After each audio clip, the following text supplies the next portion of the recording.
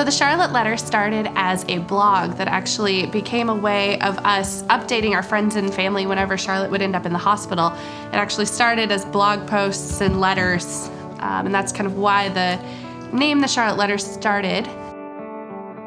The Charlotte Letter actually started back when I was actually sitting on my couch watching a show called Undercover Billionaire. Actually watching the show and watching these billionaires talk about that the American dream is actually still real and attainable, that you don't need $10,000 or even $1,000 to your name to make it happen.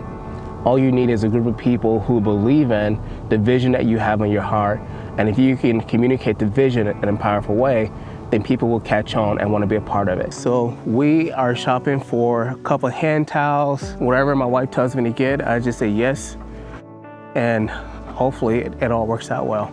Yeah, so man, I actually just ran into a great friend of mine who used to be a pastor, and as we're having a conversation, he was just encouraging me on how to raise funds for our facility and everything that we're doing. And people want to be involved, people want to be a part of it, but you have to be willing to ask. I just sensed that at this moment that I was going to ask him to help me raise the funds or to give me funds to make this dream come to life. And I asked him, and sure enough, he decided that he was going to actually go ahead and give us the funds. Thank you, ladies. Have a good one, guys. You too. We launched the company on July 26, 2021 in our garage, and most of our t-shirts happened in our garage just with a heat press and with designs coming in. So our adaptive clothing, we try to sell at very little markup. Usually the traditional is about 75% markup. We actually only sell ours for an additional $5. And so we're not making a lot of money on the adaptive clothing. And so the t-shirts kind of help us bring in that added revenue, as well as allowing people to kind of help support our brand in ways that maybe don't need adaptive clothing.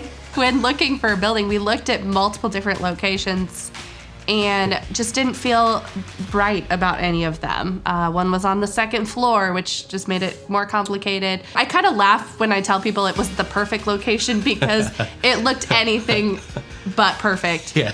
And I remember like prepping people, lowering their expectations before showing them the building, and just being like, think of the potential as ceiling tiles are dangling from the floor and wires are dangling. And so it's crazy to think about how much potential we saw in this building. I still feel crazy for taking on this huge project. I mean, there is a lot of work that goes into renovating. So Charlotte had a birth injury, and so because of that, she had lack of oxygen for several minutes. And as part of that, she lost different parts of her brain, just kind of died off. And so one of those that was very affected was her vision and her hearing. She can hear everything from about here down. So these are all the sounds that she can hear. Things like a lawnmower or a bass guitar plugged into an amp. Those are the kind of things she can hear. Right about here is the average male voice. And right about here, oh gosh, I'm really not an artist, is the average like woman voice. And so you can see a lot of those are not in her range. For her vision, she can only see about 6 inches in front of her face. And so whenever we have her watch movies or anything, we usually do it on an iPad right close to her face. And she actually does show preference for different things. She has different videos that she does really like and laughs a lot. I got so frustrated with taking my daughter out into public settings and her not having the proper attire that she needed for us to give her her rescue medication in case she had a seizure. The opportunity of trying to change a diaper. And so there was just a lot of stuff that went into taking care of kids with special needs. We really came into it from approaching what are the positives of baby clothing and how can that apply to age-appropriate older clothing. Well, today is painting day. We got to get all this done and ready by the end of this week so that we can get floors in. Just trying to work 4 steps ahead of everybody. And so we'll see how this goes.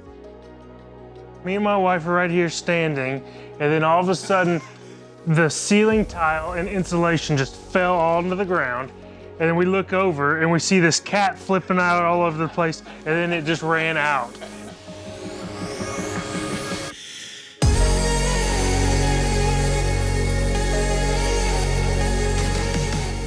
So the hope of this building right now is that hopefully within a month, everything will be done and completely renovated, where we can start moving in our desk, our sewing machines, and everything else that goes along with actually manufacturing all of the clothing, including employees. We're definitely excited to move in the manufacturing in-house. We believe it'll be able to speed up a lot of our timelines.